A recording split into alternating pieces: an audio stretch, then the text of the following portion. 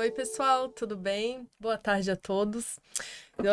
Estamos novamente em estúdio, nos reunimos aqui com um grupo de especialistas para a gravação de mais um podcast para o canal da Surgery Care Saúde, um canal da clínica Surgery Care. E a gente tem o intuito de orientar, apresentar algumas informações de forma confiável, tanto para os pacientes quanto para os nossos familiares, além dos próprios colegas médicos e outros profissionais de saúde. Hoje, os nossos convidados são 3 grandes médicos aqui da cidade. Gostaria inicialmente de agradecer a presença de todos. Muito obrigada. Doutora Daniele, doutor Arno, doutor Wagner, eu quero, além de agradecer, então, que inicialmente vocês se apresentem, por favor. Doutora Dani. Obrigada, Karine, pelo convite. Eu sou a Daniele Brandes Zacon, sou médica oncologista. Fiz a formação de oncologia na USP, em São Paulo, que é uma residência de oncologia que a gente tem uma forte presença de tumores gastrointestinais, até pela coordenação da residência pelo Dr. Paulo Hoff. Depois continuei mais 2 anos e meio em São Paulo e agora estou aqui em Florianópolis, na Clínica CEOF. É um prazer estar aqui hoje. Joia. Doutor Arno, por favor, apresente-se. Boa tarde a todos, Dani, Wagner e Karine, tudo bem? Tudo jóia. Soube que é a primeira vez que tem um médico especialista em radioterapia, então agora vamos falar mais sobre o assunto, aprofundar para o público. Bom, meu nome é Arno Lotar Córdova Júnior, eu sou formado em medicina aqui na Universidade Federal de Santa Catarina, fiz minha residência em radioterapia no Hospital AC Camargo, ainda nos primórdios do AC Camargo, e trabalhei em Curitiba por algum tempo e em Florianópolis sou desde 2008 e hoje eu sou diretor técnico da São Sebastião Radioterapia, que é uma clínica especializada em radioterapia na cidade. Ótimo. Doutor Wagner, apresente-se, por favor. Muito bem. Então, assim, eu sou o Wagner Mariano Jardim, eu sou coloproctologista, eu fiz a minha formação na Universidade da região de Joinville, na Univille, e aí fiz a cirurgia geral pelo Hospital Governador Celso Ramos e a coloproctologia pelo Hospital Universitário da Universidade Federal de Santa Catarina, né? Trabalho no Hospital Baiaçu, mas sou sócio adjunto da Surgery Care, já bem conhecido daqui. Agora desse lado de cá. É isso aí. Já comandou alguns podcasts e agora está aqui como convidado. Sejam todos muito bem-vindos. Obrigado pela oportunidade. Eu sou Karine Perim Fernandes, sou cirurgiã oncológica. Também tive a minha formação na C Camargo. Trabalho aqui em Florianópolis na Surgery Care. E tô aqui com vocês para a gente tocar agora, então, né, conversarmos um pouquinho sobre câncer de canal anal. Um assunto pouco comentado, pouco falado. Não é uma neoplasia muito frequente, né? Mas cuja incidência vem aumentando, né, gradualmente nos últimos anos. E tem um público-alvo, né? Assim, não público-alvo, mas assim, um grupo de risco maior. Grupo de risco maior, exatamente. E hoje, então, a gente vai discutir alguns fatores de risco, método de prevenção, abordagem diagnóstica, opções de tratamento e com base, então, numa literatura médica relevante. Vamos começar com a Dani. Dani, o que é câncer? Só para a gente começar ilustrando, né? O que é câncer? É uma ótima pergunta inicial. Então, a gente sabe que acontecem alterações genéticas nas células em relação às células normais, que levam a essa proliferação desenfreada. E em relação ao canal anal, é principalmente relacionado ao HPV. Em 80% a 90% dos casos, essas alterações genéticas locais que levam à proliferação desenfreada estão relacionadas à infecção do HPV. Então, uma infecção crônica que leva à alteração do material genético. Exatamente. Isso. E com essa proliferação desenfreada, leva ao aumento das células locais, então a invasão dos tecidos locais, mas também tem risco de disseminação tanto linfonodal para os linfonodos locais, que é a drenagem linfática, como também a distância. A gente que aborda, né, neoplasia, câncer, a gente fala muito em disseminação, né, fala muito em gânglio e tal, então foi interessante você comentar. Especificamente sobre isso, sobre local, anatomia, Dr. Wagner, a gente falou câncer de canal anal, mas especificamente, limita pra gente o canal anal, anatomicamente, o que é o canal anal? Muito bem. Então, o canal anal, ele é a última porção do trato gastrointestinal, né? Ele é onde o trato gastrointestinal termina, começa pela boca e termina no ânus. E o canal anal, ele é, na verdade, ele é um canal que ele permanece fechado o tempo todo, né? Como ele é rodeado pelo esfíncter interno, externo, ele permanece fechadinho o tempo todo. Ele tem uma extensão aí de uns 2 a 4 centímetros, né? Da borda anal, daquilo que a gente vê da parte externa, para dentro são cerca de 2 a 4 centímetros, dependendo do que a gente leva como referência para determinar canal anal, né? Levando isso em consideração, assim, é uma região que ela tem algumas especificações, assim, algumas particularidades, né? O canal anal, ele delimita aquilo que é mucosa, né? Que vem do reto, vem do intestino grosso e termina no reto. Ele delimita essa mucosa e aí começa a epiderme mesmo, né? Ele começa com pele, né? Ou o A anoderma, pele como a gente normal. chama. A Exato. pele normal.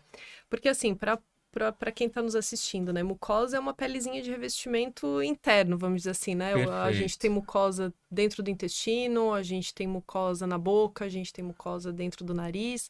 E lá embaixo também, começa com mucosa e termina com a pele normal. Perfeito. Dá para dizer, então, que, assim, e resumindo, que todas as nossas cavitações, todas as nossas cavidades, elas são revestidas desse tipo diferente de pelezinha, né? Por assim dizer. Certo. E o canal anal, ele tem a transição do que ocorre dessa mucosa, que é a pelezinha do trato gastrointestinal, Uhum. com a pele de fora. E nessa transição é justamente onde a gente tem a região mais suscetível, as células mais suscetíveis às infecções por HPV e, por conta disso, as mudanças ali genéticas que vão causar o câncer de Do canal anal. câncer de canal anal. Uma coisa só talvez para ilustrar, como a Dani falou, essas células vão crescendo, mas elas vão ganhando potencial de disseminação com o passar do tempo, né? Raramente essa doença ela começa de uma maneira e vai se desenvolvendo, vai começando a invadir localmente, ganhando características que tornam ela capaz de daqui a pouco sair dali e se mover ao longo do corpo, seja para zinco, seja para sangue. Então, para as pessoas entenderem, não é o que começa de uma hora para outra.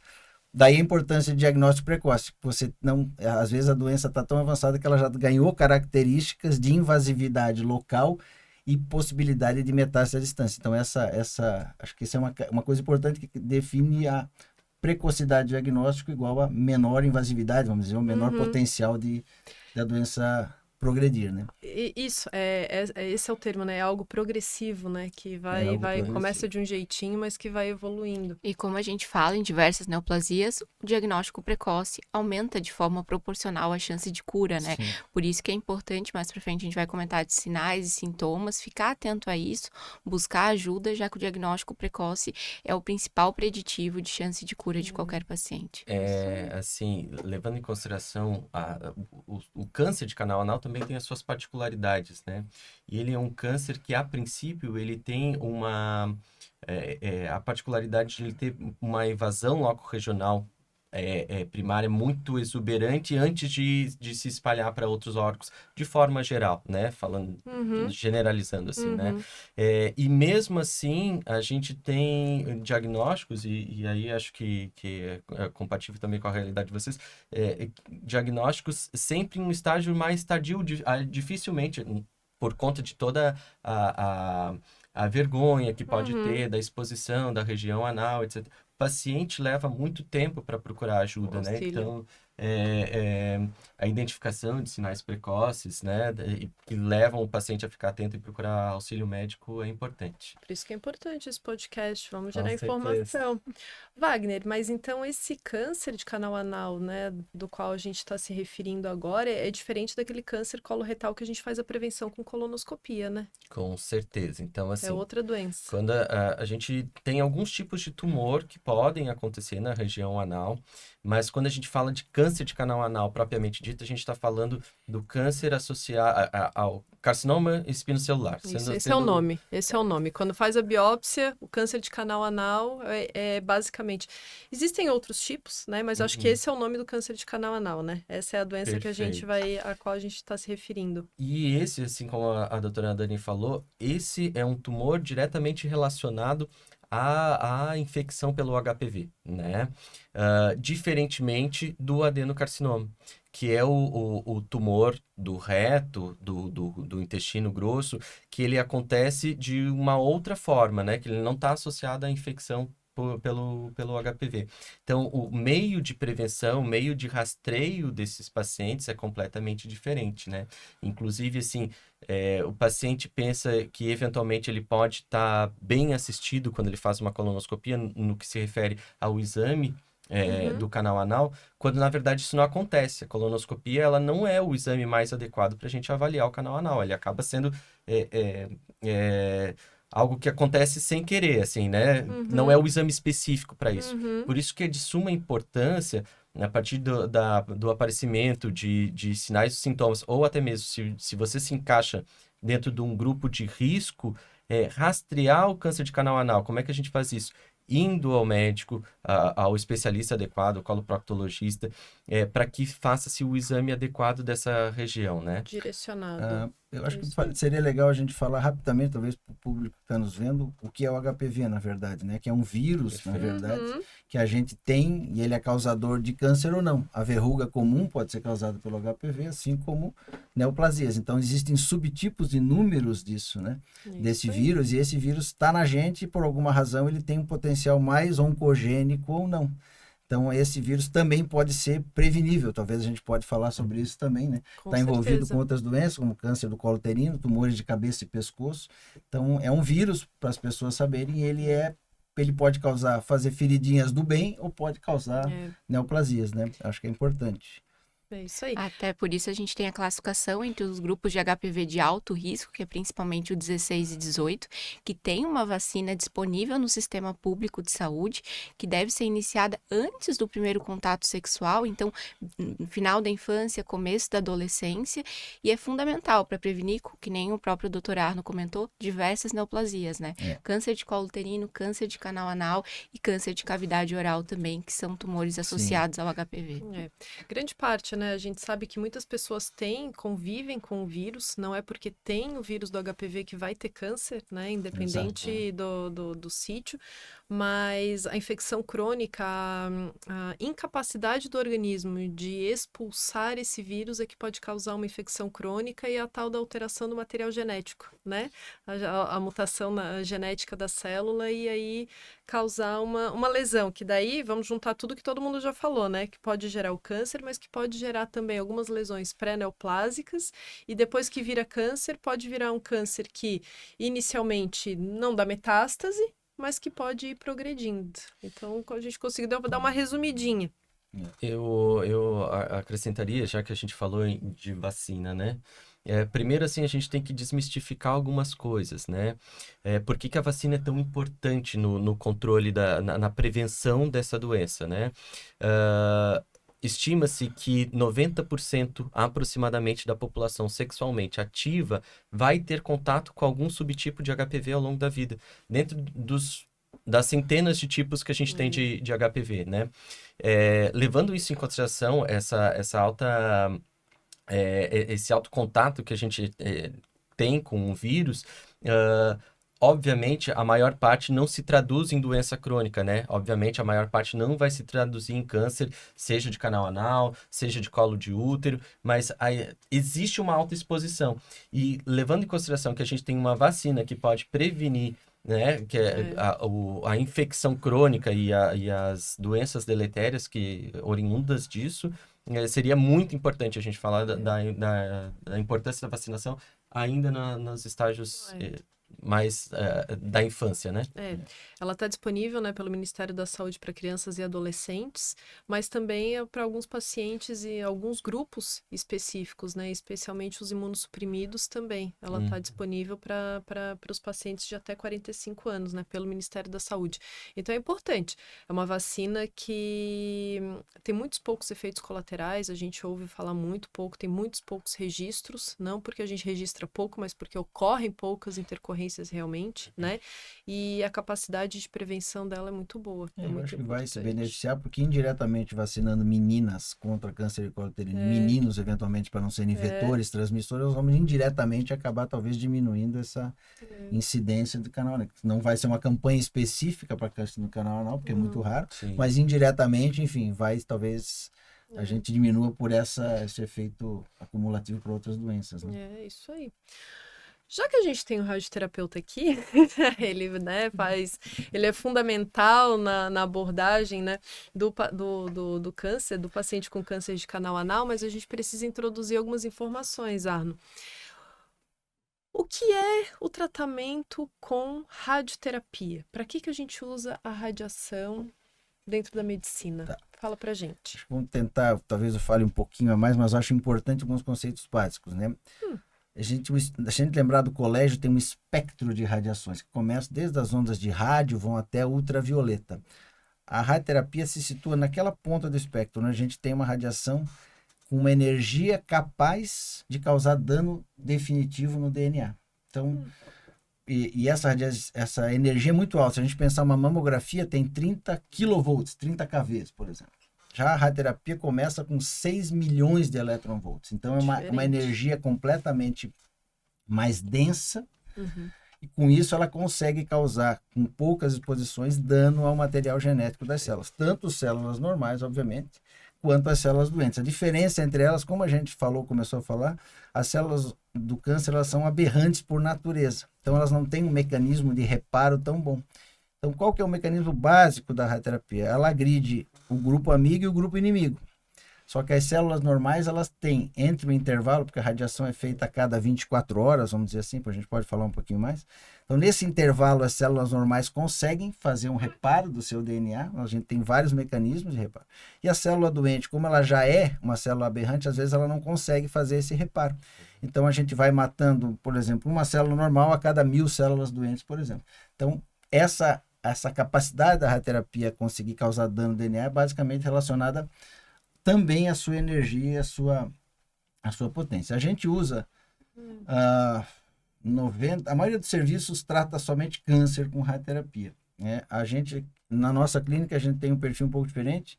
Eu fui presidente de uma sociedade chamada Sociedade Brasileira de Radiocirurgia, então a gente trata muitos tumores benignos do sistema nervoso central, meningiomas, schwannomas, malformações arteriovenosas, dor crônica, estamos entrando em taquicardia ventricular refratária, tem uma série de outras coisas. Queloides, por exemplo, pacientes com prevenção de queloides. Então, a radiação tem várias utilidades, além da utilidade oncológica também. Então, ela é multiuso, só que como ela está em falta no Brasil, claro que na região sul a gente está um pouco melhor coberto, então, na verdade, as vagas que tem são usadas para tratamento oncológico. Mas se o serviço tem uma outra vocação ou tem um espaço, acaba tratando algumas outras doenças que não o câncer especificamente. Entendi. Tá? Então, de uma forma organizada, vocês usam o radioterapeuta, ele avalia o sítio doente e direciona a radiação para... A rotina basicamente nossa é essa. A gente faz um lado clínico, eu sempre faço uma analogia, acho que é legal que tem cirurgião aqui também. A nossa analogia, a nossa vida é muito parecida com a do cirurgião. A gente tem um consultório, onde a gente atende ambulatório, revisão de pacientes em tratamento, consultas novas, retornos, que é o que o cirurgião faz no dia a dia. Aí o cirurgião tem o tempo cirúrgico. E nós, da radioterapia, temos o tempo de planejamento, que é uma coisa que nós vamos discutir, acho que mais à frente lá. Então, às vezes, eu gasto 2, 3 horas num caso, definindo detalhes anatômicos, o que eu quero tratar, o que eu não quero. Então, é um momento em que eu deixo de ser clínico, entre aspas, para ser técnico. Então, acho que a rotina do cirurgião e do radio-oncologista são parecidas. E a gente, na verdade, trata as mesmas coisas, né? Nós fazemos tratamentos locais e loco-regionais. Então, a gente acaba tratando determinadas áreas do corpo. Então, o paciente passa em consulta com o radio-oncologista. Geralmente, a gente já conversou sobre esse caso. A gente avalia realmente se é possível fazer a rádio. A partir daí, entra um processo. Talvez a gente vá mostrando ao longo do nosso papo. É interessante falar isso de tratamento loco-regional, né? Porque às vezes a gente atende um paciente, doutora, não é cirúrgico, né? Não vamos operar, a gente vai fazer o quê? Quimio e radioterapia. E muitas vezes o paciente fala radioterapia sem entender que, na verdade, muitas vezes ele precisa de um tratamento sistêmico, precisa tratar o corpo inteiro. E em alguns outros casos, ele precisa direcionar aquele tratamento para um local. né? Então a gente especifica que a radioterapia ela é direcionada para um local. Se você tem uma doença localizada, ou enfim, às vezes controle de sintoma, mas o alvo é um local. Né? O alvo é geralmente o alvo cirúrgico, né? Onde o tumor nasceu. Isso. E as suas cercanias, suas vizinhanças, que podem ser só partes moles, pode ser linfonodos, enfim, áreas que a gente tem internamente. Então nós competimos em algumas coisas e nós somos sinérgicos em outras. Mas, vamos dizer assim, nós não brigamos, nós competimos e somos sinérgicos. Complementa. É isso aí. Então tá, e aí a gente puxamos, né, já falamos algumas coisas, antecipamos um pouquinho também sobre o HPV relacionado ao câncer de canal anal, mas não é só isso, né, não é só a infecção do HPV, já que a gente falou que, mais de 80%, 90% das pessoas, né, entram em contato e não necessariamente desenvolvem a doença pelo HPV. O que acontece, será, Dani? Por que algumas pessoas... Existem outros fatores de risco, grupos de risco? O que acontece? Por que esse HPV fica e desenvolve? O que mais precisa para isso? Em muitos casos, existe algum estado de imunossupressão, né? Por exemplo, ou por uma infecção de HIV associada, ou um momento que o paciente está em um tratamento oncológico, por exemplo, de quimioterapia, de imunossupressão. Então, algumas vezes a gente tem um estado de imunossupressão associado, porque como bem falasses, é uma infecção crônica, na maioria das vezes assintomática, que o paciente muitas vezes está infectado por 20, 30, 40 anos, até que em algum momento o sistema imune dele perde aquele controle daquela infecção e realmente acontece a alteração genética celular e a proliferação desenfreada, muitas vezes por um estado de imunossupressão associada. Então, na conduta inicial desse paciente, a gente acaba pedindo sorologias, que a gente fala, tanto para HIV, mas também para outras doenças infecto-contagiosas de modo por via sexual. Então, por exemplo, hepatite B, hepatite C, e muitas vezes a gente descobre uma co-infecção. Então, além do HPV, o paciente tem outra infecção associada que precisa ser tratada em algum momento, muitas vezes até no início, por exemplo, um HIV, para esse paciente melhorar o sistema imunológico e melhorar a resposta também ao tratamento e ter menos toxicidades relacionadas. Entendi, é isso aí. Quando a gente fala de câncer de canal anal, a gente tem que, assim, delimitando a incidência que isso acontece, né? Na frequência que isso acontece. Quando a gente fala de câncer de canal anal, para uma população geral, é uma incidência muito baixa, né? Uma frequência muito baixa em que isso acontece. Estima-se aí que são 2 pessoas a cada 100 mil que desenvolvem câncer de canal anal. Agora, quando a gente fala de pessoas vivendo com HIV, né? E, assim, quando eu falo pessoas vivendo com HIV, claro, as que estão em uso da terapia antirretroviral, né? Não as pessoas que têm AIDS, né? Que desenvolveram a síndrome da imunodeficiência adquirida. As pessoas que vivem com HIV, a incidência, ao invés de 2 para 100 mil, é de aproximadamente 70 para 100 mil. Então, assim, é um número muito maior do que 10 vezes mais do que a população geral, né? E por isso é uma população de alto risco, né? Quando a gente fala também outras coisas que devem ser ressaltadas, o que a gente chama dentro da literatura de homens que fazem sexo com outros homens, né? Tem, comparado a mulheres que têm relação sexual anal, tem também risco aumentado comparado a elas. Então, isso faz com que a gente, quando pense em rastreio, isto é, pensando em identificar lesões precursoras, antes disso se transformar em tumor. Quando a gente fala em rastreio, existem nuances diferentes de quando que eu vou iniciar isso para cada paciente, né? Assim como a gente faz para mulheres, a gente pensa em câncer de mama, que a gente faz a partir de uma determinada idade, para câncer de colo, a partir de uma determinada idade. Essas pessoas, as que vivem com HIV, pessoas que têm lesões outras por HPV, transplantados, algum grau de imunossupressão qualquer, tem indicação de fazer rastreio desse tipo de lesão precursora. Então, por conta dessa diferença da incidência do câncer de canal anal, a gente direciona, então, o rastreamento. Exatamente. É isso? Então, assim, a gente já conversando aqui nesse bate-papo, a gente definiu um grupo de risco específico, né? Que são pessoas que têm uma incidência maior dessa neoplasia e que, então, em tese, se beneficiariam do rastreamento, né? Que seriam especificamente os pacientes imunossuprimidos, Perfeito. né? Com infecção por HIV, certo? E que, em específico, que tem relação sexual por via anal, né? Então, essas pessoas merecem uma avaliação um pouco mais criteriosa para tentar fazer um diagnóstico precoce. Perfeito. E o que se faz, então, de rastreamento, Dr. Wagner? Você falou de mamografia para mama, eu vou citar aqui mais um pouquinho o preventivo, né, para câncer de colo de útero para as mulheres. E para esses pacientes, o que a gente faz? Assim, o preventivo para a população geral, o preventivo do câncer de colo de útero, ele já é bem difundido, né?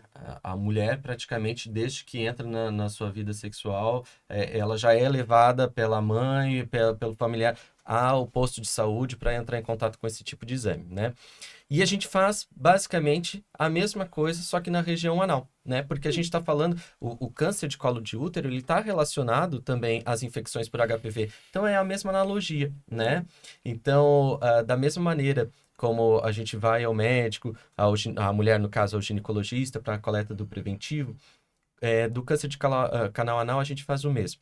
A gente pega, então, feita uma coleta de um material com uma escovinha, indolor, né? Assim, o paciente não sente dor. Não vai sangrar, não vai sair É reclamando de um dor. exame relativamente inócuo, tá? Uhum. Em que a gente pega uma escovinha e faz um discreto raspado ali da região do canal anal mesmo e manda isso para ser avaliado, fazer a dita citologia, né? Que é a avaliação microscópica dessas células e aí avaliar se há algum sinal de atipia, né? Algum sinal de que essa célula já está sofrendo mutação genética e eventualmente se tornando uma lesão precursora do câncer de canal anal, né? Esse seria o espectro mais básico, né? Depois, eventualmente, tendo alguma alteração da citologia, a gente evoluiria para outros exames, né? A gente poderia fazer uma anoscopia de alta resolução, mas o que tem que ficar claro o que dá o diagnóstico não é esse exame exatamente, né? E sim a biópsia da lesão, né? Isso. A partir do momento que eu tenho esse exame, ele me sinaliza que eu tenho uma alteração potencial ali. Mas o que vai me dar um diagnóstico, se é um tumor, se não é um tumor, é a biópsia local. Uma pergunta para curiosos. Está acessível ao dedo? Você usa o toque sempre para examinar esses pacientes ou não? Sempre. Preventivamente. Sempre. O Isso exame... é importante para o paciente entender, né? Que como começa, acessível, né? Tá acessível, né? Além de fazer uma avaliação, talvez citológica, você vai fazer um exame que está na tua mão, provavelmente. Perfeito, perfeito. Assim, a gente não pode pular etapas, né? O exame proctológico, né? O exame do ânus e do reto, ele começa com a inspeção, olhar o que tem do lado de fora, palpar as estruturas que tem, e aí, evidentemente, o toque retal, né? Que é uma região sensível e cheia de estigmas, né? Mas que é extremamente necessário, sobretudo nessa população, nesse né? cenário, A região, o canal anal é uma região muito rica, né? De possibilidades de doenças que podem acontecer ali, né? Então, assim, às vezes com um pequeno gesto mais simples, né? Claro, geralmente é uma conduta médica, talvez, né? Não exatamente de enfermagem ou de outra coisa, talvez, ou que tu acha que alguns outros profissionais podem participar desse rastreio em massa, vamos dizer assim. Na verdade, eu acho que assim, aí eu vou responder com base no que eu vejo no consultório. 99% dos pacientes que chegam para mim, se não 100%, quando eles chegam com alguma queixa na região anal, eles dizem que tem hemorroides. Exato. Que é a única coisa que a gente conhece. Exatamente. Então, assim, eu acho que é um conhecimento tão específico que pode gerar tanta dúvida e mais confusão para o paciente ou que outro profissional avalie, que eu acho que o mais adequado é, na dúvida, tem alguma alteração, tá com algum sintoma, se encaixa dentro da população de risco, procure o médico especialista, o coloproctologista, para fazer essa avaliação. Eu toquei nisso de propósito, porque a gente sabe que alguns exames são feitos por técnicos, né? O Papa Nicolau muitas vezes são enfermeiras treinadas, ou técnicos treinados para isso. Sim. Diferente de uma situação um pouco mais delicada, que além de ser um exame minimamente invasivo, mas tem suas peculiaridades. Então, acho que é mais puxar para o pessoal entender que precisa daí de uma avaliação médica mais precoce. Eu queria reforçar esse ponto do Wagner, também a minha impressão como oncologista. Muitas vezes as pacientes têm meses de história sendo tratada como um quadro que parecia ser uma hemorroidas, mas muitas vezes nunca foi examinada por um coloprocto, né? E quando foi examinada adequadamente, que realmente fez o diagnóstico, e podia já ter sido feito há meses, né? Se tivesse sido corretamente examinada e se fosse feita a propedêutica correta, né? De exames necessários. Hemorroida causa câncer? Não, hemorroida. Não, Não só é para causador. esclarecer. Às vezes. Só pra Não não. Para esclarecer também, assim, é porque tem muita doença, né, orificial, né, da região de canal anal, como o próprio Wagner falou, e que às vezes acabam se confundindo, né, não sabe se é abscesso, se é uma fístula, se é uma fissura, se é a própria hemorroida, ou se às vezes está crescendo um condiloma, ou se às vezes já é uma lesão, né, um pouco mais invasiva e que isso vai evoluir para câncer. Então, muita coisa pode acontecer e, na verdade, muitas vezes os pacientes, por conta do estigma, acabam, deve ser hemorroida, e na verdade não é. E saber que essas doenças benignas, especificamente a hemorroida, não causa câncer, não é fator de risco, a gente não citou isso. Né? Então, tá, é isso aí. Então, assim, a gente falou sobre a prevenção primária, que é a vacinação, para realmente evitar, né, a infecção crônica pelo HPV, o rastreamento e quais são os grupos, né, que mais se beneficiariam de um exame de rotina. Lembrando que, assim, eu gosto de frisar uma definição que rastreamento é diferente de investigação. Né? O rastreamento a gente faz numa população específica, assim, mas num grupo populacional direcionado a fazer um diagnóstico precoce, mas em pessoas assintomáticas, né? Grupos de risco, porém assintomáticas. Quando a pessoa já começa a ter sintoma, ou seja, acendeu aquela luzinha vermelha que eu preciso ir ao médico para investigar aquilo ali, será que é só hemorroide, ou é alguma outra coisa, uma feridinha que não cicatriza, aí você já tá, o nome é diferente, é investigação. Né?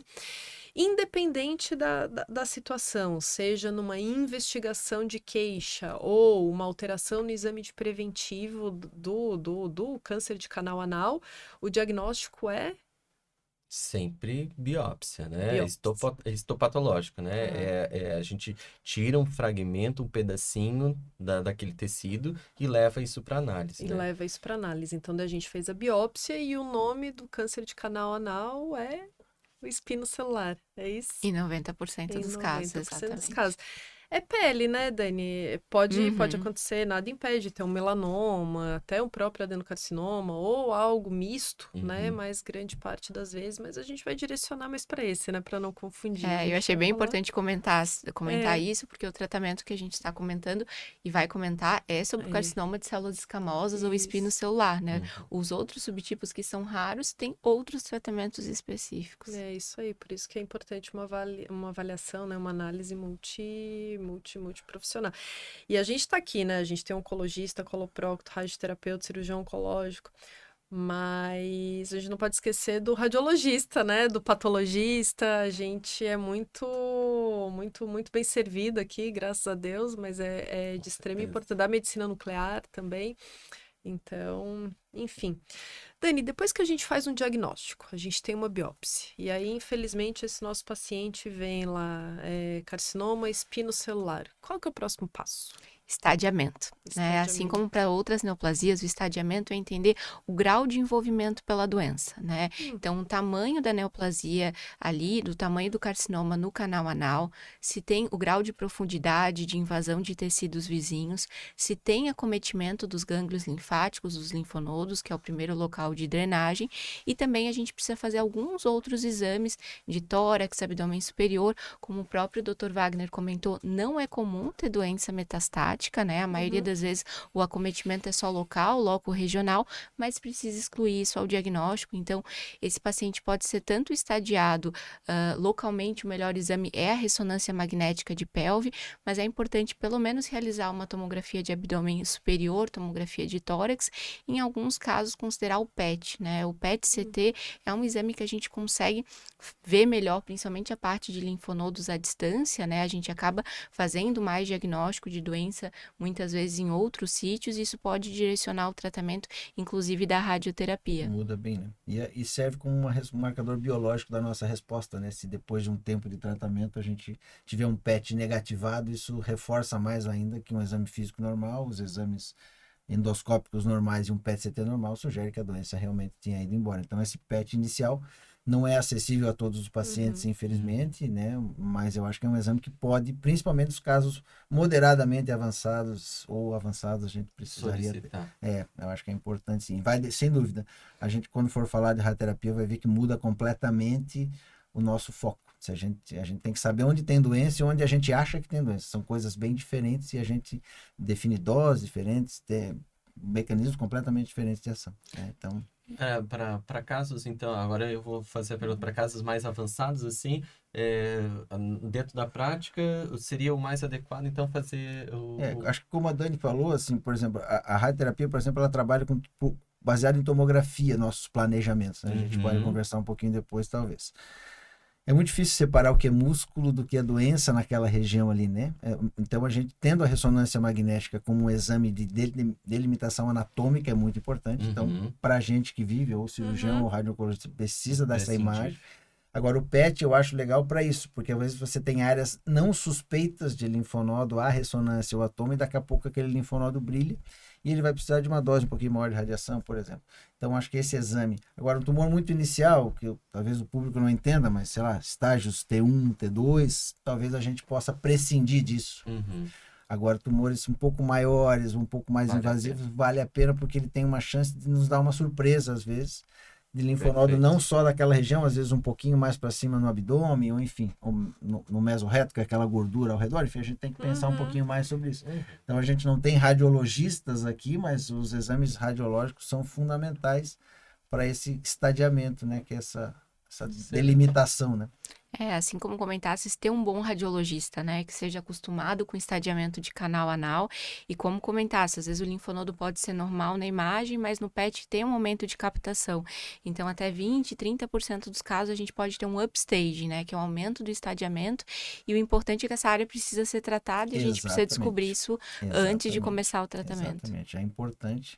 A gente tem uma acessibilidade maior ao PET hoje, é o PET com FDG, que a gente fala, que é o PET normal, hoje já bem conhecido, então vale a pena sim nessas situações, tá? Pensar nele como um exame que vai...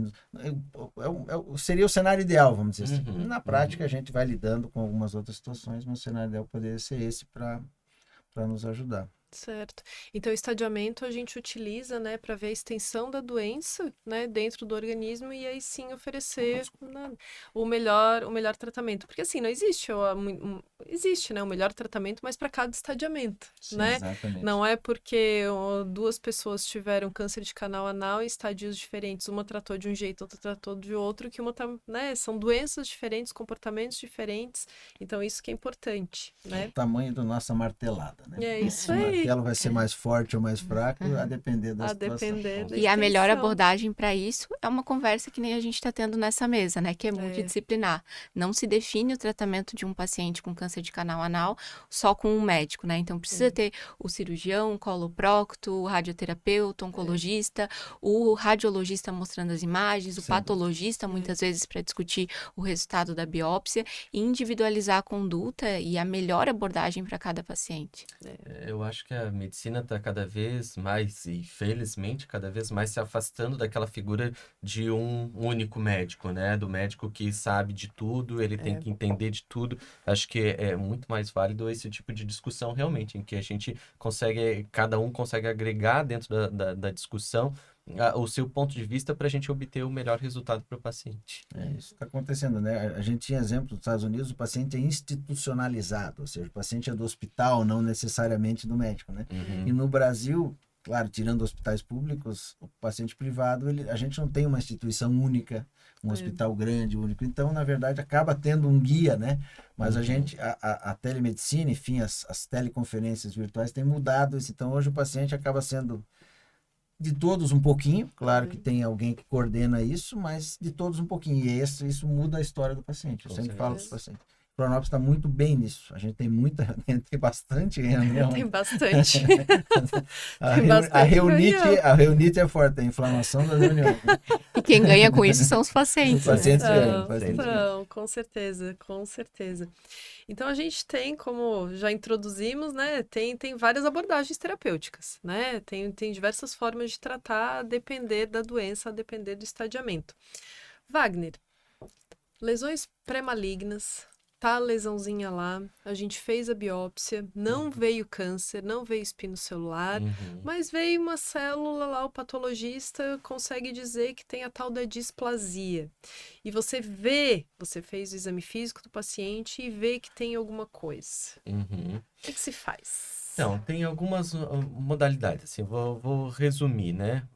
Quando a gente tem lesões de alto grau, porque elas podem ser divididas de diferentes formas, assim, de baixo, de alto grau. Mas, assim, quando a gente está falando de lesão precursora mesmo. Não é câncer ainda. Não é câncer, mas pode virar. E, assim, ela tem uma grande possibilidade de virar a longo prazo, tá? Isso. Curto, médio, longo prazo. Essas lesões a gente pode fazer tratamento local, num primeiro momento, tá?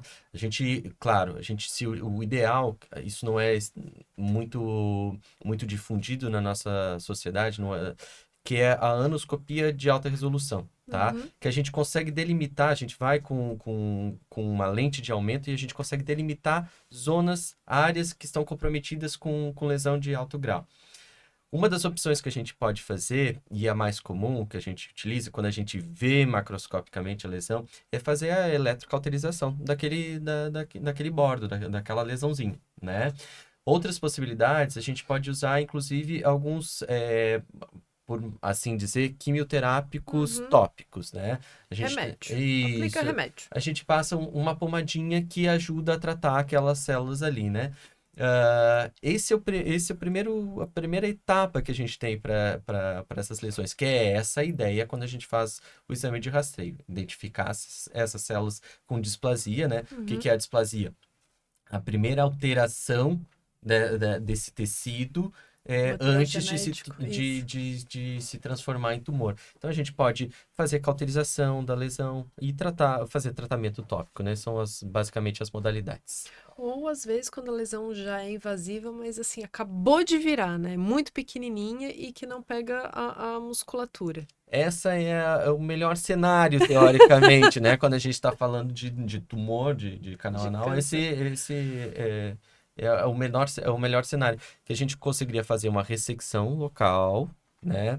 E com margens livres, a gente se sente seguro para dizer que aquele paciente ele tem a sua doença tratada. Obviamente, ele é tratado e isso não significa que o paciente não vai ser mais visto, né? O paciente requer um acompanhamento, até porque, lembrando, o câncer de canal anal é uma doença relacionada a uma doença infecto-contagiosa. Então, ele tem o vírus ainda, ele tem a possibilidade de fazer novas lesões. Então, esse paciente precisa ser acompanhado, tá? E outra coisa que, falando de tratamento também, que se encaixa muito bem, a gente falou de vacina como forma de prevenção. Hoje, a gente tem estudos que mostram, a gente não tem esses dados, mas a gente tem estudos que mostram que mesmo para esses pacientes infectados que apresentam lesões, eles apresentam uma melhor resposta ao tratamento quando vacinados. Então, não somente na prevenção primária, ou seja, antes de ter a doença, mas quando esse paciente já tem a doença, ele apresenta uma resposta melhor ao tratamento que a gente oferece. Isso aí eu reforço também, né? Para colo de útero, né? É interessante, as pacientes, a gente tem a recomendação. A gente tem a recomendação de que todo paciente oncológico, né, até os 45 anos, tem a indicação de fazer a vacinação. Mas especificamente colo de útero, às vezes algumas pacientes me questionam, né? Ô, doutora, mas eu já tenho HPV. Eu digo, querida, Nunca é tarde. Nunca é tarde. Nunca é Vá lá tarde. tomar sua vacina, complete a sua certeza. vacina, que isso vai te ajudar, com certeza. E como a gente comentou, se ela foi infectada, provavelmente foi por um subtipo, né? Ou dois, mas a gente tem vários, né? Então consegue oferecer um sistema adequado para os outros subtipos, inclusive melhora, né, para aquele subtipo que a paciente já foi infectada. É isso aí, é isso aí. Assim, né, Wagner, pra gente, né, nós que somos cirurgiões, o problema da cirurgia para o câncer de canal anal seria a amputação, né, a ressecção do ânus, realmente, porque assim, se você tira uma estrutura, uma região, você vai ficar sem aquilo ali. E ali é uma região basicamente com muito músculo, né? Faz parte do assoalho pélvico, é uma musculatura. Se você corta a musculatura, o cérebro pode mandar informação para que tenha uma contração, que tenha uma continência, mas que não vai funcionar. Então, o intuito do tratamento depois, se não for uma lesão tão superficial como esses casos que a gente comentou, a cirurgia já seria um tratamento pesado, né? Com incontinência, pelo menos. No mínimo, um paciente com perda da continência fecal. E aí, por conta disso, o tratamento depois foi mudando, né? Porque inicialmente... assim, com o intuito, realmente, de tentar fazer um tratamento oncológico eficaz, que funcione, porque tem que curar, tem que tratar, né? Não adianta só querer fazer para preservar, mas... com o intuito de tratar o câncer, mas preservar a continência fecal, a estrutura, a anatomia e ficar sem estoma. E aí, isso que a gente fala, a grande maioria dos casos se enquadra, então, no caso, com um tratamento combinado não cirúrgico, não associado à cirurgia. Tem uma coisa em oncologia que é chamada de preservação de órgão, né? É isso aí. Isso começou com... sarcoma, talvez, né? Que eram tumores agressivos que a Karine está acostumada. Tumores de cabeça e pescoço. Em vez de você fazer uma laringectomia, você tenta fazer ou quimioterapia antes e depois rádio, enfim. E eu acho que canal anal é perfeito para isso. É um exemplo clássico de preservação de função de órgão.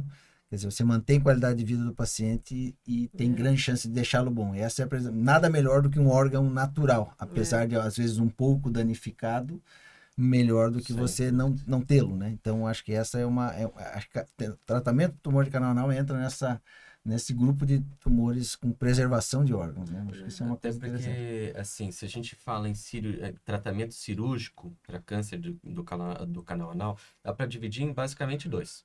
Ou é a feridinha, que eu vou lá, tiro a feridinha com margem, e quando eu falo feridinha, é feridinha mesmo. É aconselhável menor de 1 centímetro, né? Ou é feridinha mesmo.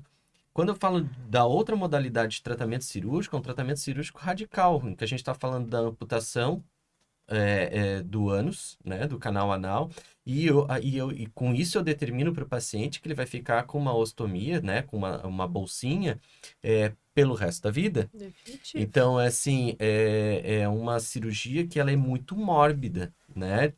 Necessária, às vezes, para manter o paciente vivo, para manter o paciente bem, e isso não significa que é o fim da vida, pelo contrário, tem alguns pacientes que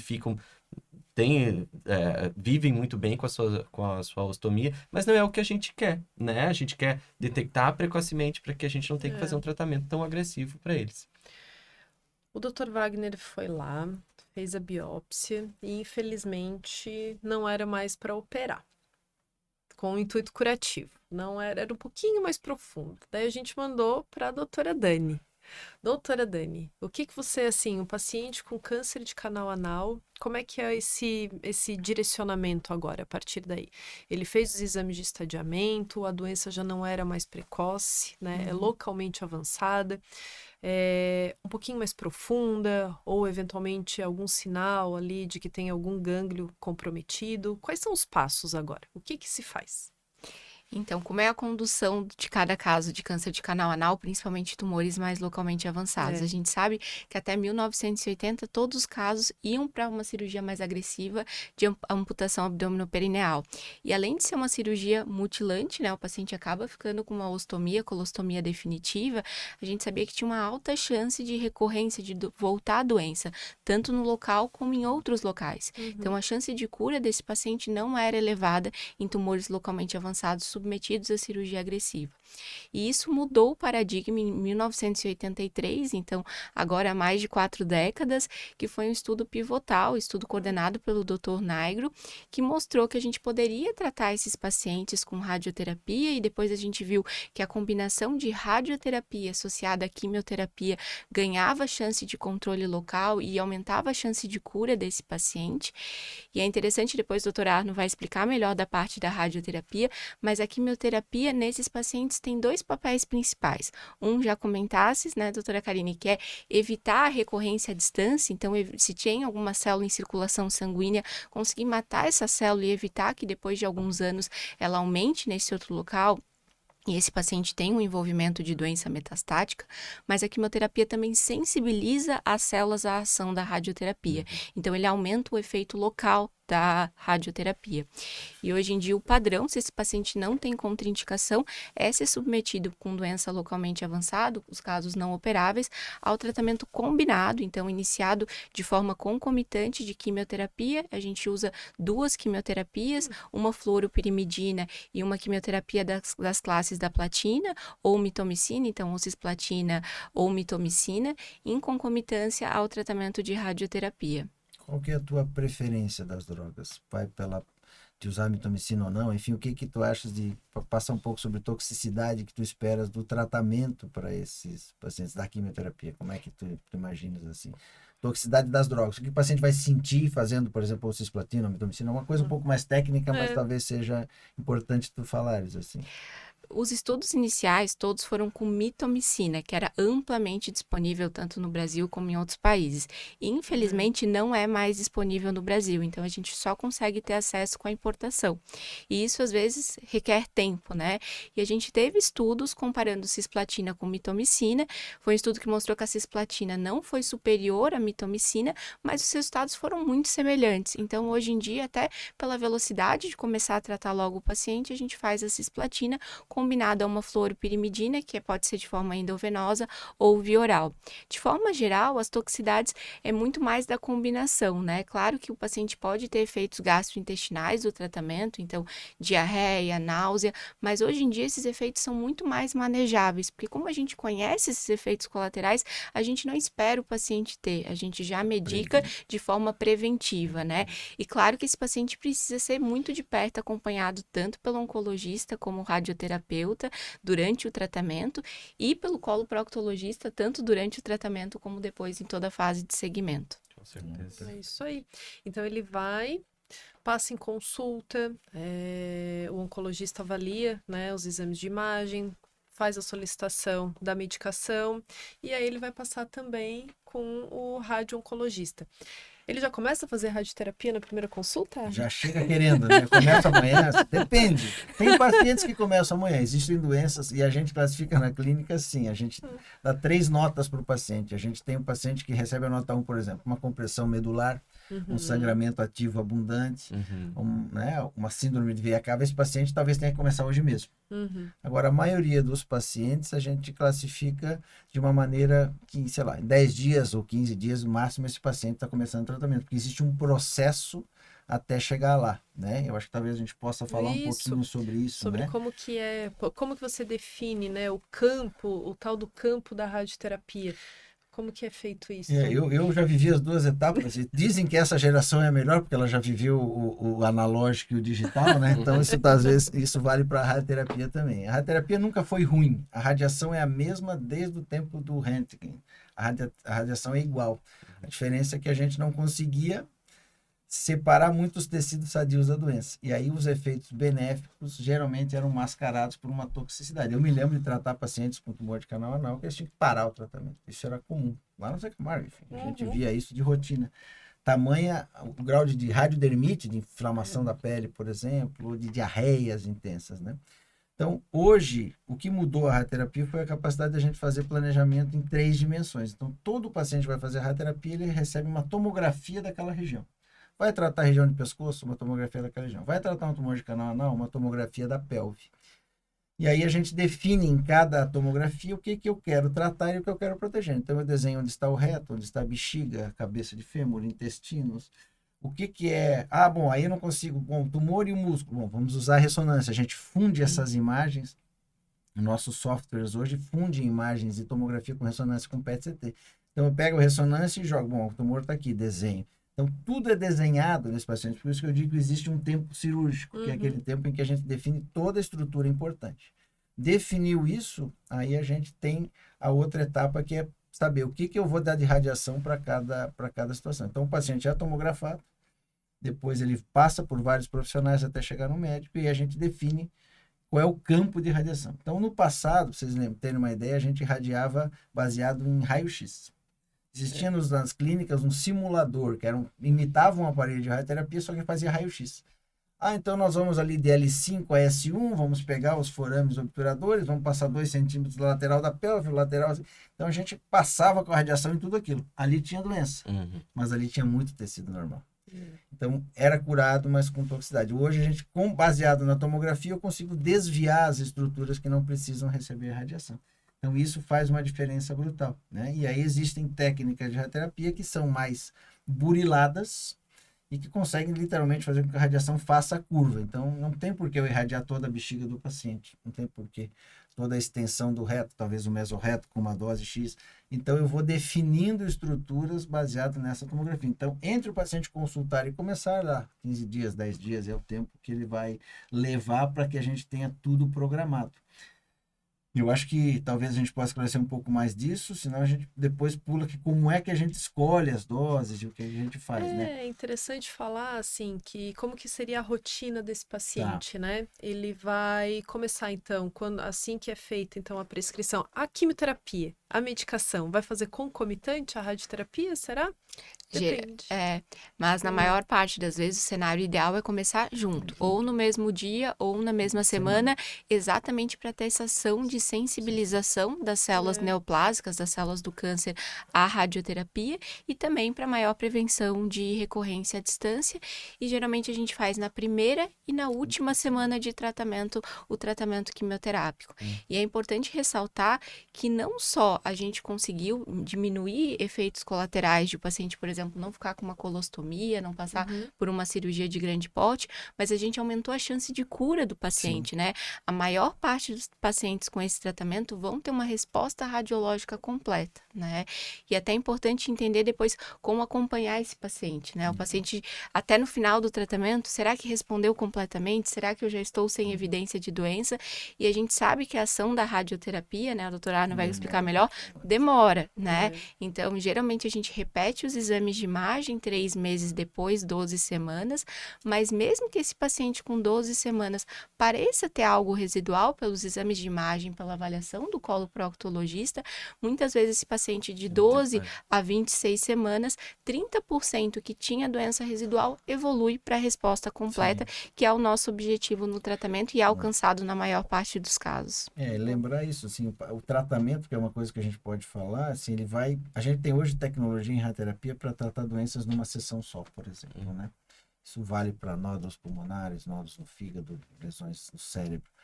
Mas tem algumas doenças que a gente não conseguiu isso, né? Que a gente chama de hipofracionamento ou tratamentos super curtos. Então, os pacientes com tumor de canal anal, eles precisam tratar pelo menos 5 semanas, às vezes até 6 semanas. Então, todo dia, de segunda a sexta-feira, ele vai até a clínica, recebe aquela radiação, 15 minutinhos, e vai para casa. Então, isso é repetitivo, é um tratamento um pouco cansativo do ponto de vista de compromisso e tudo, mas não é porque a gente não tem tecnologia, é porque a gente não tem dado científico para dizer, vamos reduzir esse tratamento como fez em mama para 5 dias, 15 dias. Não temos isso. Então, esse paciente é um daqueles que fica ainda fazendo 6 semanas de radioterapia.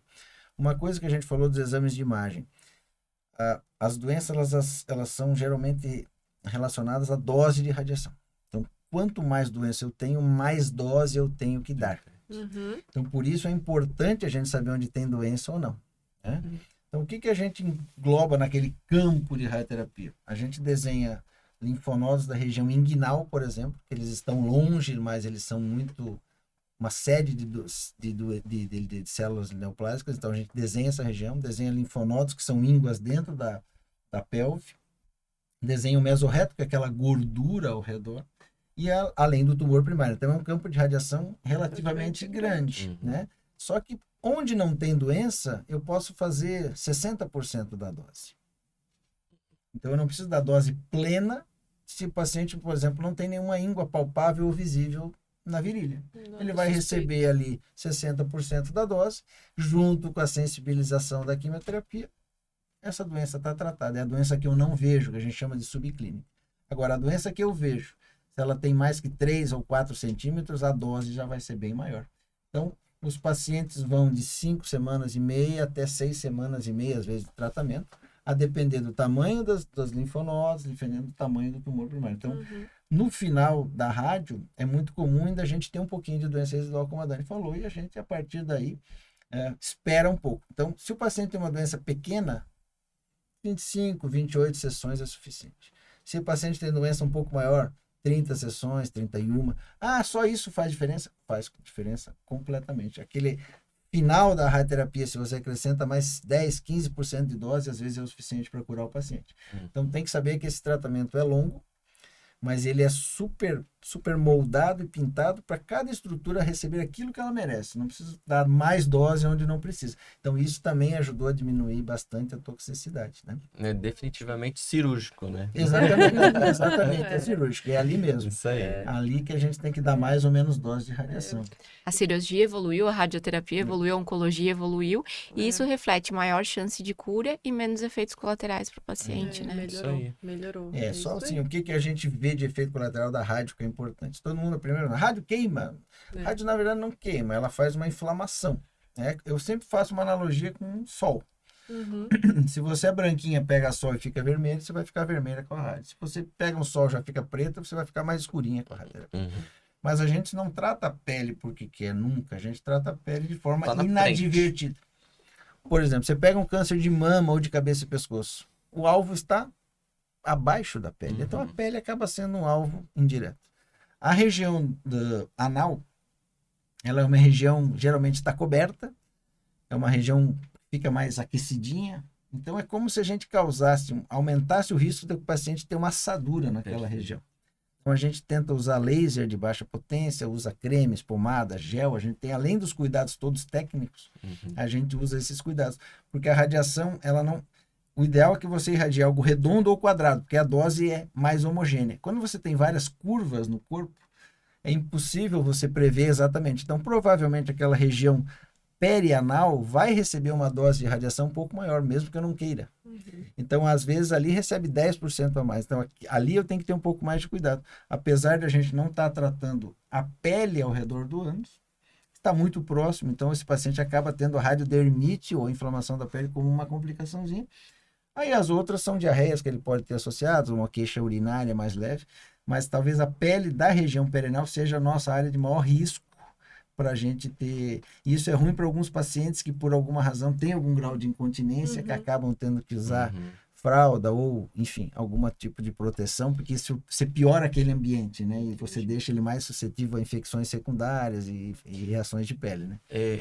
Acho que ainda acrescentaria outra coisa, outro ponto, que seria o estreitamento, né? A estenose do canal vaginal também, que isso pode acontecer pensando em mulheres, né? E às vezes pensar profilaticamente na situação, né?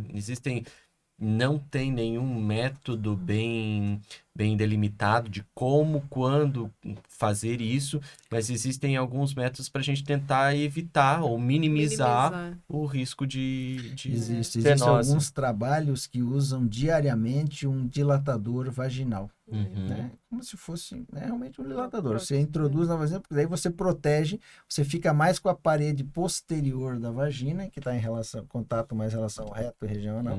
E evita, claro que isso é invasivo, é um pouco...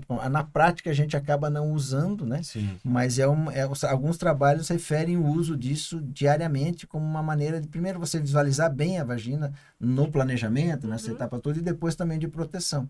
Que, né, geralmente são pessoas com uma idade, a gente não falou muito de idade, mas geralmente são pessoas relativamente jovens, né, com possibilidade de vida sexual ativa, né, uma coisa que a gente pode falar rapidamente depois é sobre fertilidade também, né, de que maneira a gente pode pensar em ajudar mulheres ou homens a tentar manter, porque a região de bolsa escrotal, de escroto, vai receber um pouco mais de radiação, né?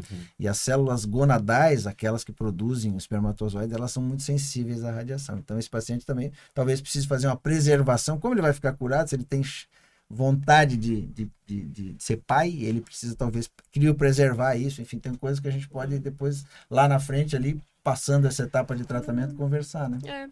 Assim, as medicações, especificamente, Dani, que a gente utiliza, né, para esse tratamento, né, de uma maneira, são boas, né, para boas respostas, apresentam boas respostas para esse tipo de neoplasia, mas de efeito colateral, tem alguma coisa marcante? Principalmente a diarreia, né? Relacionada tanto à radiação como o tratamento de quimioterapia. Um dos quimioterápicos dá bastante diarreia, então é importante que esse paciente receba o manejo já antes de começar o tratamento, já tenha receita de medicamentos que ajudem a desacelerar o intestino durante o período, além de ter um contato para assistência médica, né? Tanto para a equipe da radioterapia como da oncologia. Então, muitas vezes esse paciente precisa ser hidratado, precisa de avaliações médicas mais precoces, não só durante a quimioterapia, a equipe de radioterapia, de forma geral, já vê esse paciente todos os dias, né? Porque o quanto antes, melhor, né? Então, manejar uma diarreia de um paciente que teve 1 ou 2 episódios é uma situação muito diferente de um paciente desidratado com mais de 10 episódios. Então, o manejo preventivo é fundamental. E essa questão da fertilidade é bem importante nas mulheres também, né? Tanto pela quimioterapia como pela radioterapia. Às vezes são mulheres de 30, 35 anos que têm desejo reprodutivo e a gente tem que lembrar tanto da fertilidade como da menopausa, né? Muitas vezes a mulher que já teve filhos, mas o mínimo que ela receber de radiação em ovário e também com a ação concomitante da quimioterapia, tem uma chance de menopausa precoce. Eu até queria perguntar, a oportunidade de estar com 2 cirurgiões, tem tanto a parte de, claro, conversar com o fertileuta, de congelar óvulo, embrião, mas tem a parte de muitas vezes mudar o posicionamento dos ovários, né? Antes de um tratamento, quando isso é possível, né? A gente pode, os ovários, eles ficam na cavidade pélvica, né? Geralmente, tecnicamente falando, em posição retrouterina, atrás do útero, mas bem escondidinho, né? Na pelve. E geralmente tá no campo da radioterapia, bem dentro. E é bem como o Arno falou, às vezes fazer a curva é um pouquinho difícil, por mais, né? Pelo melhor uso da tecnologia, mas assim, muitas vezes não consegue Às vezes é fisicamente desviar. impossível. É difícil, Então a gente vai lá cirurgicamente, né? Então é um procedimento cirúrgico, a gente solta aqueles ovários ali daquela região e coloca numa região um pouquinho mais alta, né? Então é uma cirurgia, uma translocação dos ovários. E recentemente também, puxando a sardinha para o lado da cirurgia oncológica, o Dr. Reitan Ribeiro, ele fez uma cirurgia e descreveu, enfim, sobre a transposição uterina, né? E o caso que o motivou a pensar na técnica, a fazer e tal, era uma paciente jovem também, que desejava gestar ainda, mas que não era um câncer de canal anal, mas era um câncer de reto, né? E o tratamento proposto seria baseado em quimio e radioterapia. E então só os ovários não daria para preservar, né, a função, a função ovariana e a produção de hormônio, mas o próprio útero, ela queria tentar gestar. Então foi feita também a tal da transposição uterina. Está bem descrito, tem algumas indicações, tem como tudo, né, dentro da medicina, tem que ser bem indicado, todo tratamento tem seu efeito colateral, então em que pese isso, tem algumas indicações, e aí é possível realmente. Eu acho que a gente participa, né, do tratamento do câncer de canal anal, mas não necessariamente só com o intuito curativo, né? A gente tem que entender que, assim, 80% dos pacientes com tumores sólidos, eles vão precisar de algum momento alguma cirurgia, seja ela diagnóstica, seja ela terapêutica, mas assim, muitas vezes paliativa, às vezes para tratar uma complicação ou alguma forma profilática também. Então, às vezes eu reforço, né, aquilo que a gente comentou, uma avaliação em grupo, de vários especialistas. Eu acho que cada um falando da sua experiência, falando do que pode oferecer e a forma de como abordar esse paciente. Eu acho que isso que é o mais importante. Uma coisa que tu falasse no começo ali, que eu acho importante falar também, é que às vezes a lesão, depende, ela começa pequena, ela vai crescer para algum lado. Às vezes ela sobe, às vezes ela vai para o lado, às vezes ela vem para o lado do esfíncter, né? E tem pacientes em que a gente sabe que talvez ele fique curado, mas com uma função esfincteriana ruim. Então, esse paciente talvez não precise ser colostomizado definitivamente, mas ele vai ter uma dificuldade de reter, às vezes, gases, muco, né? Então, a gente, às vezes, quando a gente sabe ver esse paciente, já a gente pode falar, porque a radiação vai fazer o seguinte, vai fazer uma fibrose, uma cicatriz ali. Então, se a gente lembrar que 360% da circunferência agora não vai funcionar, vamos dizer que funcione só, né? 70%, 80% dela é o suficiente, às vezes, para esse paciente ter alguma perda fecal ou de muco. Então, isso tem que estar bem orientado também, né? E às vezes, assim, né? A gente falou da amputação do canal anal, que isso é uma cirurgia mórbida, né? Que em alguns casos bem selecionados a gente faz isso. Mas, às vezes, a perda da função esfincteriana, claro, são casos muito drásticos, sim. Mas a perda da função esfincteriana vai impactar na qualidade de vida desse paciente de tal forma que, às vezes, a ostomia é uma possibilidade, porque o paciente perderia toda a capacidade de continência. Mas isso são casos bem esporádicos, felizmente, né? Mas há uma possibilidade, sem dúvida, né? Claro, a gente tem uma frase para mim que é bem clara e a gente sempre tem que tentar caminhar para isso. A gente não pode ser mais mórbido do que a doença do paciente, né? Tudo para ajudar o paciente, mas a gente tem que fazer as coisas sempre e sempre conversado com ele, né? Explicado para ele quais são as limitações, o que a gente espera. Eu acho que esse trabalho conjunto de diferentes especialidades contribui para o esclarecimento do paciente, porque o paciente entender o que esperar do tratamento dele faz com que ele reduza a ansiedade dele e faz com que ele tolere mais todas as outras intercorrências que possam acontecer decorrentes da doença dele, né? A expectativa do médico às vezes é completamente diferente da expectativa do paciente, né? E tu tá no CRM, sabe disso, que às vezes as grandes brigas não são porque o médico é bom ou ruim, porque ele não me explicou direito, ou na verdade ela não entendeu direito. Então, às vezes, a expectativa do paciente é uma, a expectativa do médico, da equipe médica é outra. Acho que a nossa responsabilidade como médico é estreitar bem isso. Estreitou isso, você acaba com diminui muito a chance de qualquer dilema, de qualquer problema, né? Porque o paciente espera, sei lá, quero uma coisa que espero ficar bem e daqui a pouco ele, não, mas eu não fiquei, mas não era isso que a gente esperava. Então, esse esclarecimento é fundamental. O paciente precisa entender da sua própria doença, né? Ele era completamente leigo até antes disso. A partir do momento que ele desenvolve a doença, ele precisa entender por que aconteceu, quais tratamentos, quais são as possibilidades de tratamento. Todo tratamento, como a gente comentou, tem seus efeitos colaterais. Então, qual é o benefício maior de um ou de outro?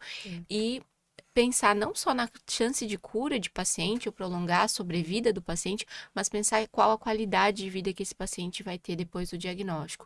E um dos pontos é o paciente terminou o tratamento, né? Vocês nos encaminharam o paciente terminou as 5, 6 semanas de quimioterapia e radioterapia, e a gente sabe que vai seguir esses pacientes com exames de imagem, né? Pelo menos por 5 anos, que é o período de maior risco de recorrência. Mas como é que é a conduta local de acompanhamento com o coloproctologista desse paciente pós-tratamento? Então, assim, tudo na medicina a gente tem que deixar as coisas, são protocolos, né? Isso é importante que a gente tenha. Então, é adequado que a gente faça, a partir do momento que esse paciente terminou a primeira linha de tratamento dele, que a gente faça o acompanhamento a cada 3 meses, né? Que a gente faça o exame proctológico, que a gente veja esse paciente no consultório, que a gente faça o toque retal, que a gente veja a região anal a cada 3 meses, né? Isso seria o adequado. Associado a isso, a gente vai agregar alguns exames de imagem também, né? Que aí é para o controle da doença em outros locais. Então, a gente estipula realizar tomografias de tórax e abdômen uma vez por ano, né? Então, é dessa maneira que a gente acompanha o paciente. E na vigência de alguma lesão, que é do surgimento de uma nova lesão, eventualmente realizar novas tomografias, o PET-CT e a biópsia local, né, para confirmar a recidiva, a recorrência dessa doença no local. Mas a cada 3 meses o acompanhamento no proctologista, nos primeiros 2 anos, pelo menos, seria o mais adequado. A chance da doença voltar, geralmente depois do tratamento, ela acaba se concentrando mais naqueles 5 anos, mas ela também vai diminuindo, né? Então, assim, nos 2 primeiros anos a chance é muito maior e isso vai diminuindo até que fica em 5. Depois de 5 anos não volta mais? Não, volta. Quer dizer, pode voltar, mas realmente acaba diminuindo bastante. O que eu gosto de dizer é que, assim, é um paciente que deve ser seguido, se não por mim, não por, né, mas por alguém, ele deve ser seguido para sempre. Né?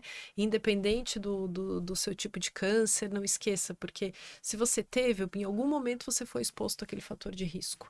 E a gente não sabe, aqui a gente sabe que é imunossupressão, HIV, mas a depender da situação, pode ter alguma outra coisa, algum outro fator de risco que não está bem controlado e pode voltar, né? Ou pode voltar, ou formar um novo primário relacionado. A gente não comentou, mas uma coisa muito importante é que, assim, essa imunossupressão e infecção do períneo pelo HPV, além de câncer de colo de útero, pode ter câncer de vagina nas mulheres, de vulva, né? Então, às vezes, terminou o tratamento do câncer de canal anal, mas deve seguir. Eu não gostei mais daquele médico. Vou na ginecologista. Ok, mas não esqueça que você teve aquele câncer. Deve ser vista, né? Vai fazer o preventivo, vai avaliar o períneo, a vulva. Tem que ver. E uma, entre aspas, bem aspas, tá? Mas vantagem é que vulva, colo de útero, vagina, canal anal, eles são facilmente acessíveis aos olhos e às mãos. E as mãos, Que é fundamental. exatamente. Diferente, às vezes, de um pâncreas, que você precisa de um exame ultra sofisticado, né? Muitas vezes invasivo, caro, nem sempre disponível, né, para poder fazer uma avaliação. Então, isso é importante. Dani, eu esqueci de perguntar uma coisa. Cai cabelo na quimioterapia? Para câncer de canal anal, a boa notícia é que os quimioterápicos não fazem cair o cabelo.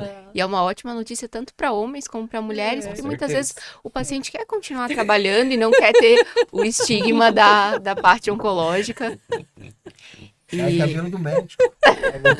Mas não é por causa dos pacientes. Sem preconceito. Mas por causa dos pacientes. E outro ponto, agora até mudando um pouco mais, que a Karine acabou de comentar, eu acho importante, nos pacientes HIV, né? A gente já pensa esses pacientes, muitas vezes, até com AIDS, eles são imunossuprimidos, a gente vai fazer uma quimioterapia que pode baixar o sistema imune. Será que esses pacientes têm que ser tratados da mesma forma? E para a maioria dos casos, a resposta é sim. Então, se esse paciente está tomando terapia antirretroviral adequada, ou se não está, precisa iniciar o mais breve possível e tem uma imunidade adequada, mínima, esse paciente deve receber o mesmo protocolo de qualquer outro paciente, né? Subtratar, não receber o melhor tratamento com os 2 quimioterápicos e radioterapia, diminui a chance de cura. Então, esse paciente deve receber o tratamento padrão. Ótimo.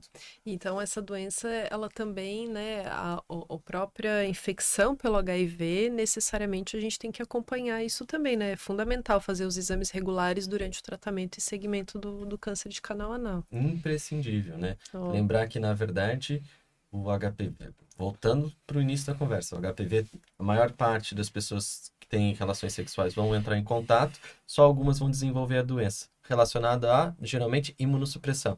Então, o paciente com HIV, que vive com HIV é um paciente que deve ser acompanhado sempre. Isso faz parte do cuidado do paciente, né?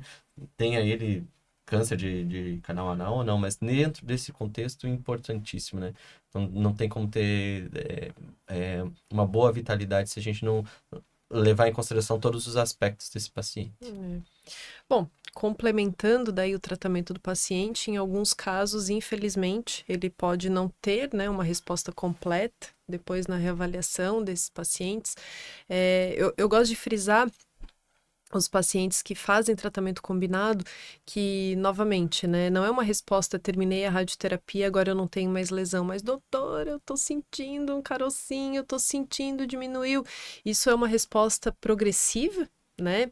Então não quer dizer que depois de 12 semanas tem que estar totalmente sem lesão, mas em alguns casos, infelizmente, mesmo esperando um pouco mais de tempo, mesmo tendo lá 3 meses, passou de 3 meses e ainda tem lesão, ou eventualmente houve uma progressão, aí a gente tem que repensar no tratamento e às vezes associar realmente a uma cirurgia.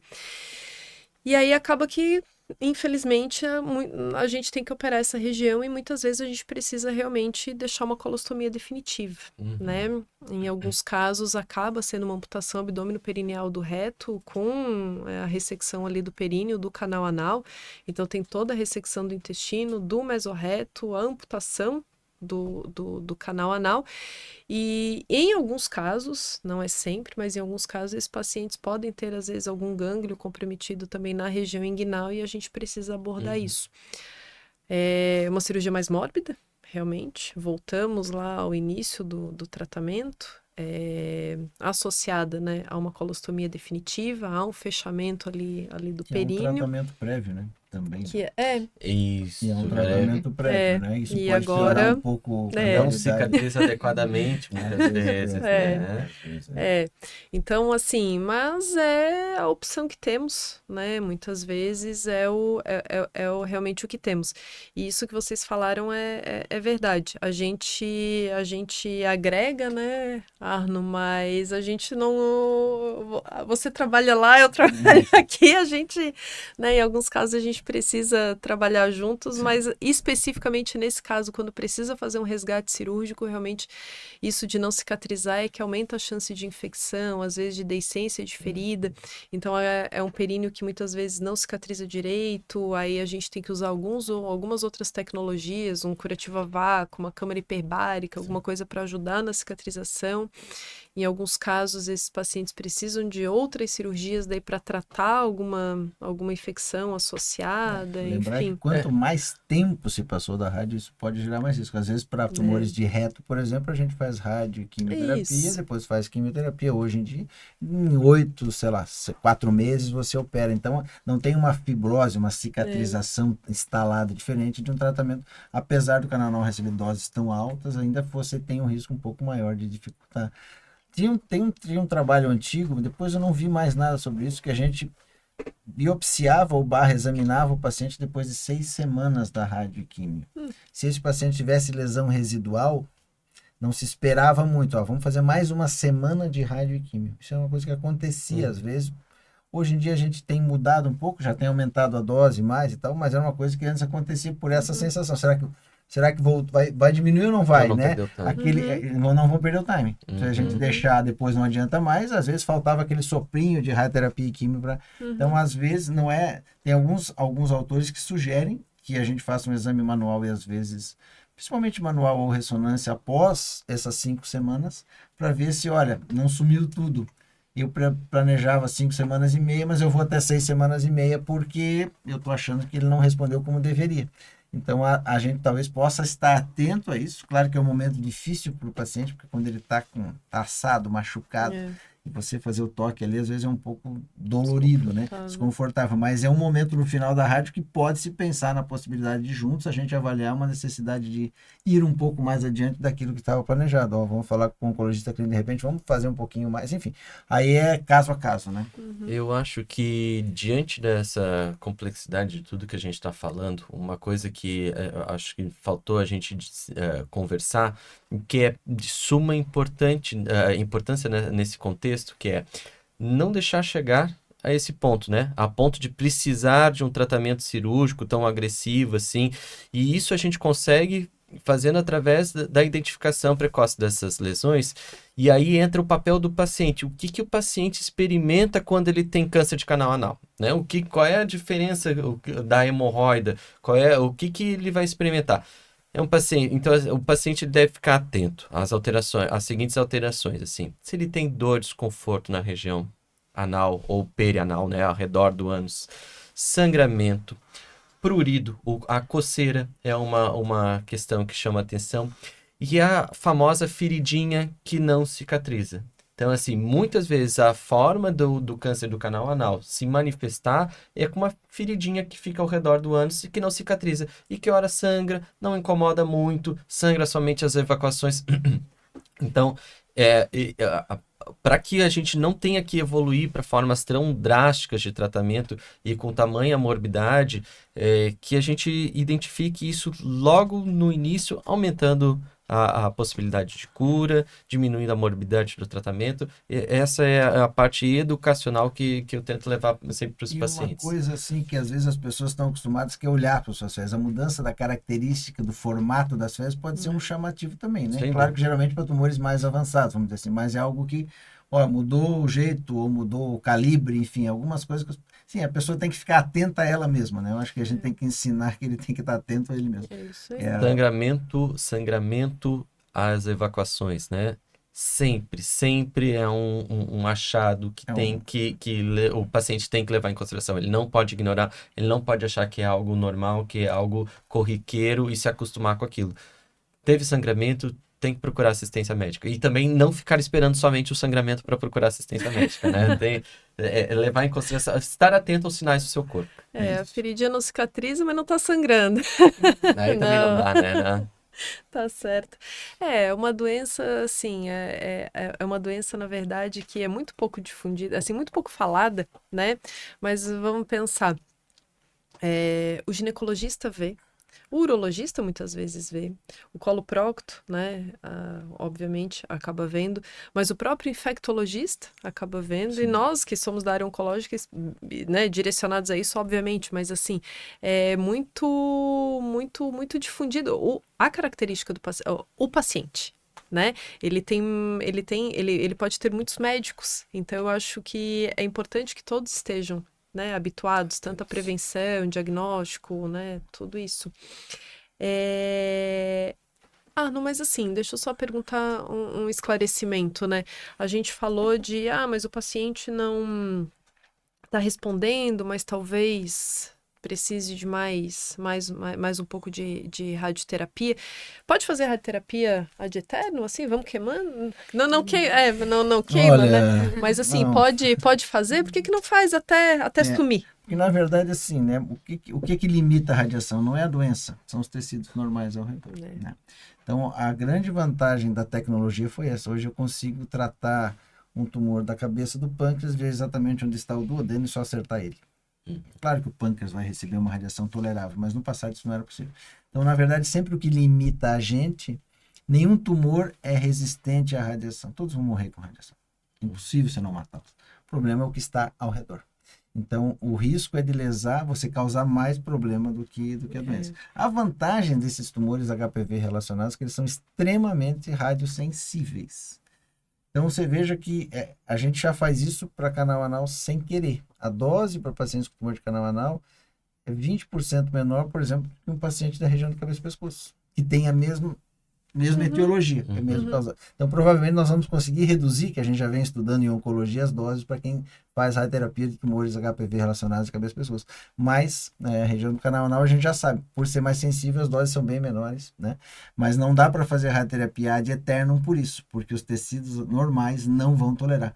Hoje é possível reirradiar? É possível reirradiar, sim. A gente tem muitas reirradiações, ou seja, dependendo do tempo que se passou, da onde está localizado esse pontinho que voltou, é possível pensar em num tratamento, às vezes, bem extremamente localizado, pontual mesmo, com radiação. Então, não afastar essa possibilidade da reirradiação, né? Não vai ser a mesma, não vai ser com a mesma extensão, mas é possível tentar resgatar alguns pacientes com reirradiação. Tá? E não raro, como a gente já comentou, às vezes uma paciente, né, que teve câncer de canal anal evolui mais tardiamente aí com câncer de colo de útero, por exemplo.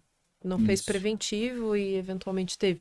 Então, e a quimio, rádio, né, e bracterapia fazem parte, né, é uma abordagem terapêutica do câncer de colo de útero, né? Então, às vezes, a gente consegue oferecer o tratamento padrão mesmo. Recentemente, eu atendi uma paciente que jovem tratou um câncer de colo uterino só com rádio, né? Porque era o que tinha. Jovem mesmo.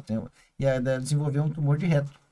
Depois de tanto tempo, pode ter sido rádio induzido. Às vezes não demora tanto, mas enfim, está naquela área, mas o corpo não esquece completamente a radiação. Mas uma paciente que irradiou há 35 anos atrás, dá para reirradiar com um pouco mais de cuidado, dá para tratar de forma neoadjuvante, enfim, dá para pensar em alguma coisa assim. Agora, a doença que volta logo, ela já tem um outro comportamento, e aí essa às vezes não vale a pena a gente, né, insistir, porque provavelmente ela tem algum tipo de resistência que a gente não conhece. Não conseguiu, né? É isso aí. E aí a gente faz então daí o acompanhamento desses pacientes com exame físico, exames de imagem, exames da medicina nuclear muitas vezes, né? A gente acaba pedindo PET. E também faz parte desse acompanhamento também da paciente a reabilitação muitas vezes. Né? A gente conta aí também, além de médicos de outras especialidades, o grupo de enfermagem também, que ajuda bastante muitas vezes nessa radiodermite especificamente, no nosso caso, às vezes alguns cuidados específicos com ferida, estoma, na oncologia, né? Cuidado com... Vai catéter? Coloca catéter para fazer a químio? Depende do tipo de quimioterapia. Se a gente usa uma fluoropirimidina endovenosa, a gente acaba usando o catéter, porque são 4 dias de quimioterapia, e isso propicia que o paciente não fique internado, ele consiga ir com o portocate, fazendo a quimioterapia de infusão contínua para casa, muitas vezes consegue trabalhar nesses dias. Agora, se a gente usa uma fluoropirimidina via oral, daí não precisaria do catéter. Na maioria das vezes, como um dos tratamentos já é endovenoso, a gente acaba fazendo tudo via catéter, os 2 quimioterápicos. E depois do tratamento, assim, quando esse paciente tem resposta radiológica completa e parece estar tendo uma boa resposta, a gente pode tirar esse catéter. Hoje, de forma geral, a gente não costuma esperar muito tempo para tirar o catéter. Mas assim, são várias coisas, né? São vários passos, vários especialistas acompanhando. Então, o pessoal da enfermagem, além desses cuidados, também tem essa manutenção do catéter. A equipe da fisioterapia. A gente precisa, pélvica, né? Fisioterapia pélvica é extremamente importante para a parte de continência, para a parte de muitas vezes tem uma estenose vaginal associada e aí acaba, né, fazendo essa fisioterapia, esses cuidados. Os cuidados de suporte como um todo, né? Às vezes esse paciente ficou muito tempo sangrando, tá com anemia, precisa repor ferro, suporte nutricional, que é até importante pela diarreia. Então, como melhorar a dieta desse paciente para minimizar os efeitos colaterais? Sim. Então, eu tenho a sorte de trabalhar numa clínica que a gente tem psicóloga, tem nutricionista, e esse acompanhamento multidisciplinar faz toda a diferença, né? Assim como antes das aplicações de quimioterapia, a gente sempre repete os exames de sangue para ver se o paciente está com anemia, não está, se tem algo que a gente precisa repor, como está a função renal, será que esse paciente precisa ser hidratado, função hepática. Então, essa monitorização e acompanhamento multidisciplinar, não só entre médicos, mas a gente estava falando enfermagem, psicóloga, nutricionista, faz toda a diferença para esse paciente conseguir terminar o tratamento da melhor forma possível. É isso aí, gente. Algum recado final? Vacine-se. Fique atento aos sinais do seu corpo e tenha um médico da sua confiança. É isso aí. Dani, quer falar alguma coisa específica, algum recado final? Eu gosto muito da frase, né? Quem procura acha, né? E quem acha cura, né? Então, o diagnóstico precoce salva vidas, né? Quanto menor o volume de doença, menor a chance desse paciente precisar ser submetido a tratamentos mais agressivos. E lembrar que mesmo em pacientes com doença mais localmente avançada, o tratamento continua tendo uma alta chance de cura. E a importância do acompanhamento multidisciplinar é fundamental, tanto durante o tratamento como após também. É isso aí. É isso aí, a mensagem é essa. Conheça-se. É isso aí. Autoexamine-se. Aí entenda seu corpo, o resto é consequência positiva. É isso aí. Eu gosto de falar assim que a informação, né, é fundamental, né? Eu acho que se a pessoa souber onde que ela está, né, que grupo de risco que ela pertence, se ela vai entender. Ela vai atrás. Então, eu acho que a informação é fundamental, porque dela vai atrás, ela busca acesso, ela passa também essas informações para outras pessoas, né? E os próprios pacientes que já viveram suas experiências, né? Sempre que possível, alertem, conversem. Eu acho que essa vivência é sempre para melhorar, né? A gente falou aqui sobre várias coisas, mas eu acho que o que ficou, assim, de mensagem, né? Que é possível prevenir, é possível tratar e o tratamento vem melhorando. E isso porque as pessoas conversam, isso porque a gente evolui. Então, eu acho que isso de que cada um pode ajudar o outro, eu acho que isso é fundamental. Perfeito. É isso aí. Maravilha. Gente, muito obrigada. Fiquei muito feliz, muito satisfeita. Foi muito legal. proveitoso. Legal. Eu que agradeço Tá? a oportunidade. É. Legal. Eu queria que vocês falassem qual o Instagram de vocês, para que depois as pessoas procurassem vocês. Dani, quer falar? @doutora.daniele Zacon. É isso aí, Arno. Radioterapia em Foco 2021. Doutor Wagner. O @vagjardim, com W. É isso aí, é a doutora Karine, eu acho que é Karine Fernandes, não tenho certeza, mas tem o da clínica, tá, do Surgery Care. Muito obrigada, gente, e até a próxima. Até a próxima. Até a Valeu. próxima. Tchau, tchau.